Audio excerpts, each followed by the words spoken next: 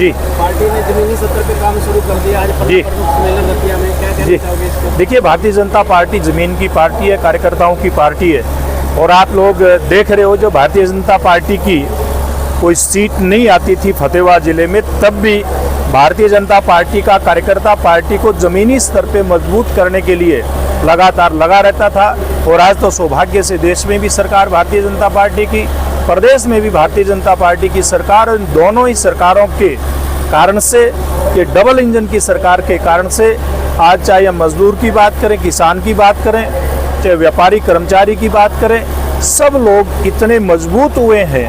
इनके कारण से आज हमारी दोनों ही सरकार की जो लोकप्रियता है वो आज चरम के ऊपर है। और मैं निश्चित रूप में कह सकता हूं कि जिस प्रकार से पन्ना प्रमुखों में भारतीय जनता पार्टी का कार्यकर्ता उत्साह के साथ भाग ले रहा है, तो भविष्य में भारतीय जनता पार्टी और ज़्यादा मजबूत होकर के यहाँ से निकलने वाली है। देखिए, कांग्रेस ने अभी तक अपनी स्टेट लेवल की बॉडी भी नहीं डिक्लेयर की और आपने पन्ना प्रमुख तो कर रखी है, इसका मानना क्या है चुनाव में? देखिए, कांग्रेस पार्टी ने एक बड़ी बात डिक्लेयर कर रखी है। अपनी कमियों को, अपने गुनाहों को, अपने पापों को छुपाने के लिए इस देश के अंदर जो भ्रष्टाचारियों का टोला है, जो लोग सालों साल की सजा भुगत करके कहीं बाहर आए हैं, कुछ लोग बेल पर हैं, कुछ जेल में हैं, तो ऐसे बेल वाले और जेल वाले लोगों के चलते, उनके भरोसे एक इस देश के अंदर गठबंधन बनाने का जो महापाप कांग्रेस पार्टी ने किया है, ये महापाप ही कांग्रेस पार्टी को लेकर के डूबने वाला है। इनका कोई विचार नहीं है, कोई इनके गठबंधन का आधार नहीं है। इनका गठबंधन तो बनने से पहले ही ताश के पत्तों की तरह किस प्रकार से बिखरता हुआ दिखाई देगा, ये 2-4 दिन में इस बात की शुरुआत होने वाली है। और जिस प्रकार से मैंने पहले कहा, नरेंद्र मोदी जी के नेतृत्व में और हरियाणा प्रदेश मुख्यमंत्री मनोहर लाल जी के नेतृत्व में पूरी तरह से चहुमुखी विकास की ओर आगे बढ़ रहा है। आज रतिया में 3700 के करीब यहाँ पन्ना प्रमुख आए हैं, मैसेज क्या देना चाहोगे? देखिए, ये मैसेज ये है, जैसे मैंने शुरू में एक बात कही थी, और आपकी बात के जवाब में मैं दूसरी बात ये भी कहना चाहूँगा कि भारतीय जनता पार्टी तो अपने जो वोटर लिस्ट है, उस वोटर लिस्ट के एक एक पन्ने का इंचार्ज बना रही है। और कांग्रेस पार्टी तथा पूरा विपक्ष मिलके अभी तक अपनी रणनीति तय नहीं कर पाया कि किस प्रकार से वो लोग चुनाव में जाएंगे। तो निश्चित रूप से भारतीय जनता पार्टी ने संगठनात्मक रूप से एक बड़ी पहल की है जो आगे तक जाएंगे। सर, पिछले दिनों मेवात में भयंकर हिस्सा हुआ, उसके बारे में क्या कहना चाहिए? देखिए, मेवात हमारे देश का और हरियाणा प्रदेश का एक बहुत ही गौरवशाली क्षेत्र रहा है। इन्होंने अपने जब आज़ादी की लड़ाई या उससे पूर्व की बात करें, अपना गौरव दिखाने का काम किया। लेकिन वर्तमान की बात करें तो किस प्रकार से देशद्रोही ताकतें हमारे मेवात क्षेत्र में घुस करके हमारे मेवात के नौजवानों को गुमराह करने का प्रयास कर रही हैं, ये उस बात का परिणाम है। इसके लिए सब समाज को जागृत होना पड़ेगा, और ख़ास करके मेवात क्षेत्र में हमारे रहने वाले बंधुओं को कि ऐसे जो देश तोड़ने वाली ताकतें हैं, उनके बहकावे में, उनके झांसे में नहीं आकर के देश का विकास जो नरेंद्र मोदी जी के नेतृत्व में और हरियाणा का विकास मुख्यमंत्री मनोहर लाल जी के नेतृत्व में हो रहा है, इससे कदम ताल करते हुए आगे बढ़ें, ना कि समाज के अंदर और ना कि देश के अंदर घृणा घोलने का काम करें। ये कुछ जो काम हुआ है, ये शरारती लोगों का काम है जो देश तोड़ने का काम करते हैं। ये यहाँ नहीं, ये इस प्रकार की योजना इस प्रकार के लोगों की पूरे देश के अंदर चलती है। और मैं समझता हूँ हमारा जो मेयो भाई है हरियाणा क्षेत्र का, वो इस चाल को समझेगा और अपने क्षेत्र में न केवल शांति को स्थापित करेगा, बल्कि इस प्रकार के जो देश विरोधी ताकतें वहाँ पर पनपने लगी हैं, उनको खत्म करने के काम में भी जिस प्रकार से मुख्यमंत्री मनोहर लाल जी लगे हुए हैं, जिस प्रकार से देश के प्रधानमंत्री जी ऐसी ताकतों को नेस्तनाबूद करने में लगे हुए हैं, मेवात का हमारा मेयो भाई इस काम के अंदर सरकार की मदद करेगा। Thank you.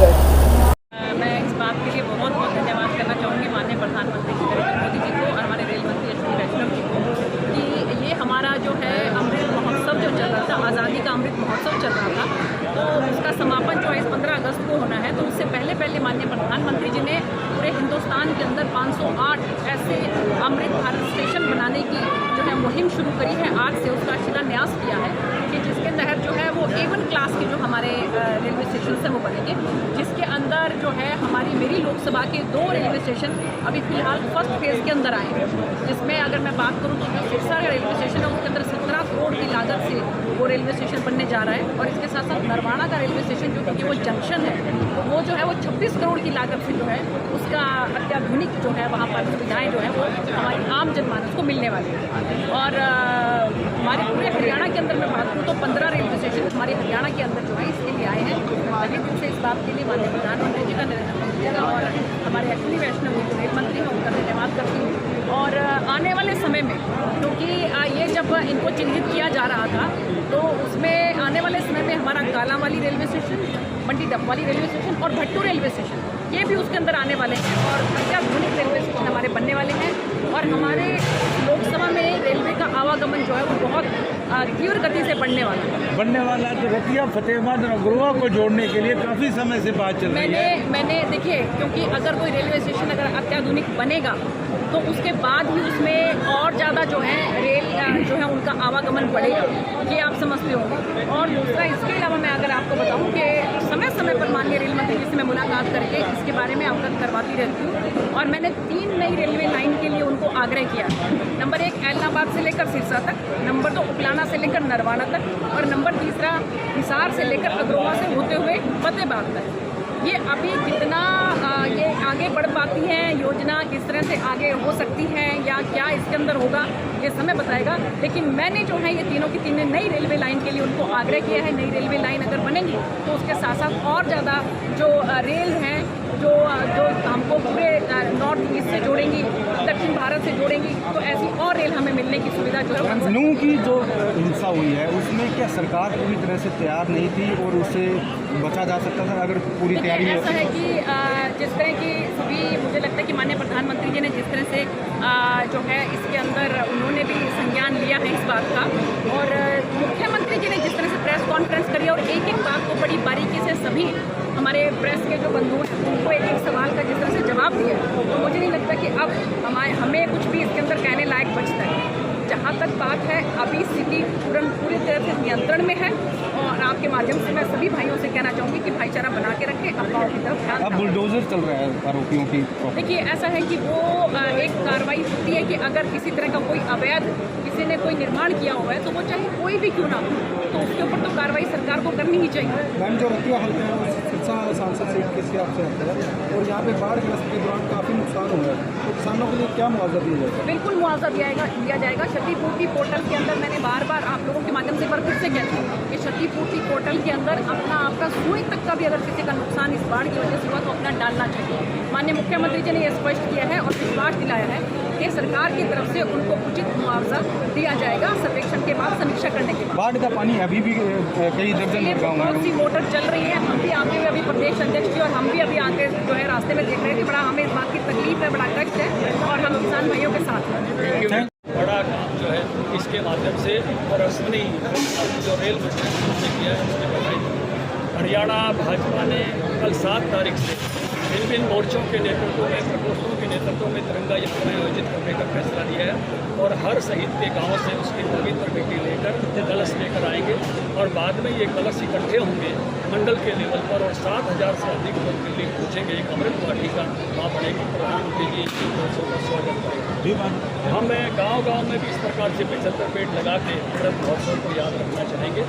कल सूरजकुंड हरियाणा में 7 राज्यों के जो प्रतिनिधि है, जिला परिषद के चेयरमैन और वाइस चेयरमैन, हमारी यहाँ की भी चेयरमैन पहुँच गई है, तो उसका एक प्रशिक्षण और एक 2 दिन का 7 और 8 तारीख का होगा।